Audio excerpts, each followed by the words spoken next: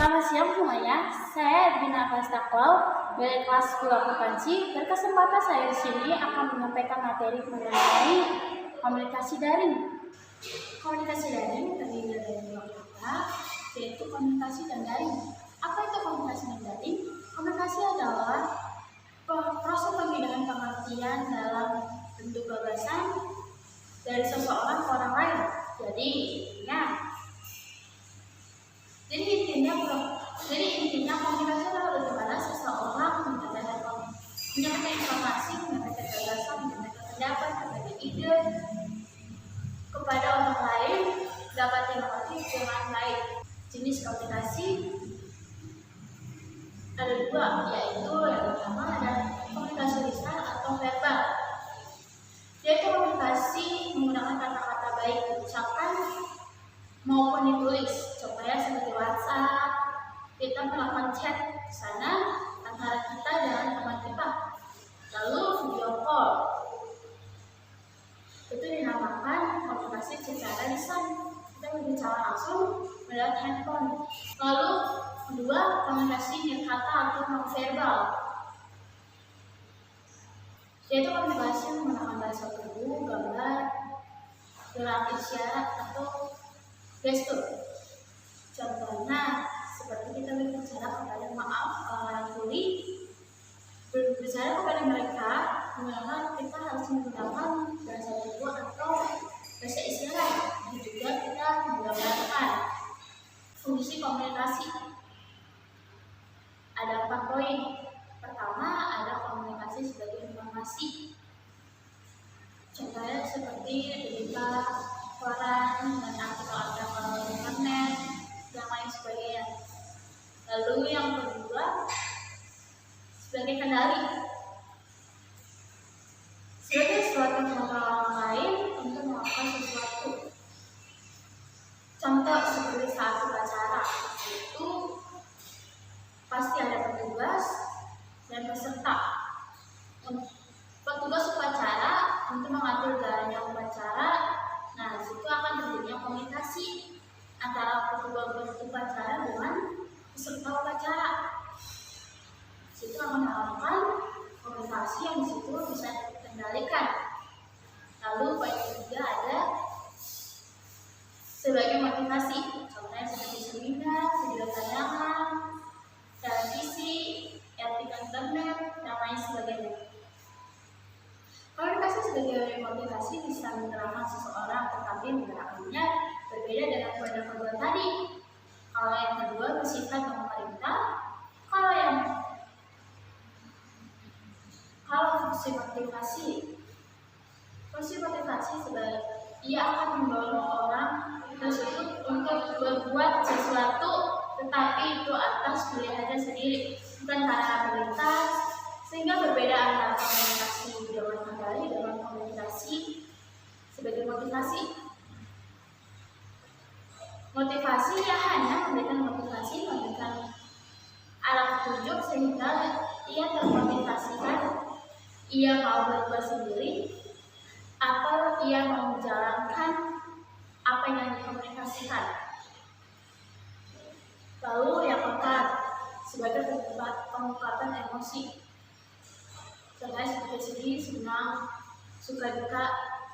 Seseorang yang membagikan saat ia senang, suka, duka, semuanya itu akan dinamakan dengan komunikasi sebagai pengungkapan emosi. Syarat-syarat terjadinya komunikasi. Pertama ada komunikator atau transmitter. Komunikator adalah seseorang yang menyampaikan informasi. Komunikan adalah orang yang mau mendengarkan komunikator berbicara. Nah, jadinya komunikator berbicara, menyampaikan informasi kepada komunikan mendengarkan informasi dari komunikator. Ketiga, media transmisi adalah media untuk melewatkan kata sehingga data tersebut berpindah dari komunikator menuju ke komunikan melalui media tersebut. Keempat, ada data. akan disampaikan, data yang akan diinformasikan oleh komunikator lalu menuju ke komunikan, itu dinamakan informasi atau data. Lalu yang kedua ada protokol. Suatu aturan tertentu yang disepakati bersama. Nah, jadinya komunikator menyampaikan informasi kepada komunikan. Komunikan mendengarkan informasi dari komunikator. Nah, di situ akan terjadinya kesepakatan antara komunikan dengan komunikator dan merancang komunikasi daring. Pertama ada komunikasi daring sinkron. Komunikasi sinkron menggunakan perangkat seperti komputer, smartphone, dan sejenisnya yang terkoneksi dengan internet sebagai media secara serempak atau real time atau waktu yang nyata. Jadi komunikasi daring adalah komunikasi yang terjadi menggunakan perangkat yang terhubung dengan internet dalam waktu yang sama, contohnya seperti WhatsApp, Telegram, dan lain sebagainya. Ciri-ciri komunikasi dari sinkron. Pertama adalah komunikasi sinkron dilakukan hari itu juga. Kedua, dilakukan pada waktu yang sebenarnya. Ketiga, pemberian pesan dan penampungan pesan mengerjakan komunikasi dua arah atau dapat saling membalas dan membaca yang diinginkan. Contoh teks chat, komunikasi menggunakan jaringan komputer dengan teks atau pesan. Video call, komunikasi dengan video call di antara dua atau lebih. Lalu yang kedua ada komunikasi asinkron.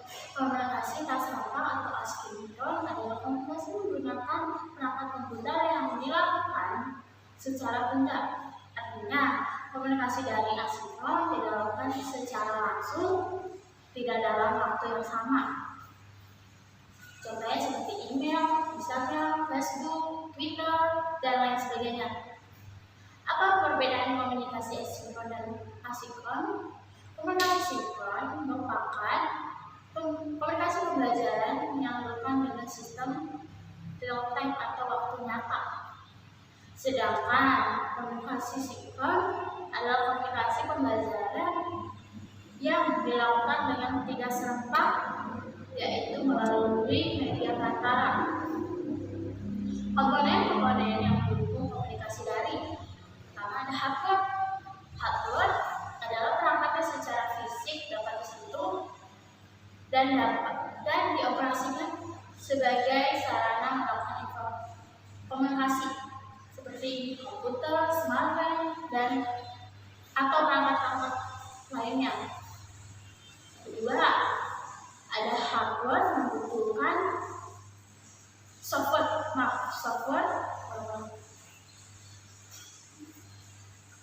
Yang kedua adalah software. Hardware membutuhkan software.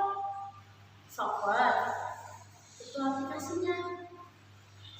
Software merujuk pada perangkat yang tidak dapat disentuh atau tidak secara fisik.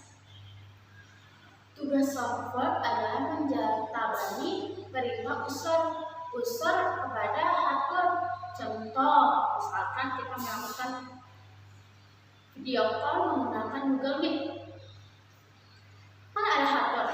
Nah, ada menggunakan handphone. Kemudian softwarenya apa? Softwarenya adalah aplikasi Google Meet-nya. Jadi akan terjadi itu komunikasi daring. Tapi ketika hardware-nya ada, softwarenya ada, yang ketiga ada brainword. Brainword itu adalah kitanya, otak kitanya, atau bahasanya yang menggunakan itu. Brainword jadi semuanya berkesan penampungan. Perangkat kelasnya ada, softwarenya tidak ada, di jalan. Perangkat kelasnya ada, brainword-nya ada. Nah, itu yang dinamakan dengan komunikasi daring. Yang termasuk adalah komponen pendukung untuk aplikasi daring. 3. Brainword dapat diartikan sebagai kemampuan atau soft skill dari pengguna memakai teknologi komunikasi digital. Untuk menunjang keberhasilan berjalannya proses komunikasi, pengguna harus dapat menggunakan dan mengoperasikan perangkat digital dan software. Untuk kategori Brainword, ada dua aspek yang harus dipenuhi, yaitu pengirim pesan yang bertugas pesan akan diterima, sedangkan penerima pesan akan menerima pesan dan memberikan feedback atau respon dari yang diterima. Apa yang maksud dengan jejaring sosial? Setidaknya banyak sekali jejaring sosial di dunia ini yang bisa digunakan secara gratis dan prabayar. Pertama, ada jejaring sosial. Jejaring sosial atau social network adalah sebuah jejaring yang menghubungkan satu orang dengan orang lain sehingga dapat berinteraksi sosial ke seluruh dunia. Contohnya seperti YouTube, Twitter, Facebook, Instagram, Skype, Line, dan lain sebagainya. Jadi ketika kita menggunakan Instagram,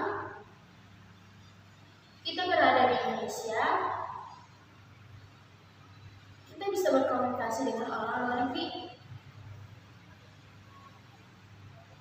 Nah, itu dinamakan jejaring sosial. Jadi kita bisa berinteraksi ke seluruh dunia tanpa ada batasan tempat. Jadi sekarang ini sudah serba teknologi sehingga kita berinteraksi dengan dunia luar atau dengan warga luar negeri sana itu hanya bisa berkomunikasi dengan jejaring sosial atau dengan media sosial kita yang sudah otomatis berhubungan dengan orang sana. Lalu yang kedua ada jejaring sosial pendidikan, social learning network atau jejaring sosial untuk pembelajaran. Adalah jejaring sosial yang digunakan untuk pengembangan pengetahuan dan bertukar informasi. Contohnya seperti Indonesia memiliki pemindahan pelajar ke Belanda. Kita ingin menghubungi pelajar itu yang di Belanda. Di Belanda kita menggunakan komunikasi. Komunikasi itu namanya jejaring sosial.